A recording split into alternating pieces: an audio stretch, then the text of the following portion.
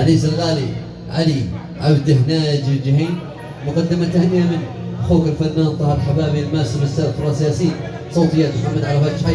وأيضا تهنئة خاصة مقدمة من إدارة صالة التاج لأحلى علي ولآل الجحيم جميعا. وأيضا تهنئة خاصة مقدمة من جميع الحاضرين والسامعين. نقول لأحلى علي يا علوش بارك الله لك وبارك عليك وجمع بينكم على خير إن شاء الله وبالرفاه والبنين، ودام الله ديار آل الجحيم عامرة بالأفراح والمسرات.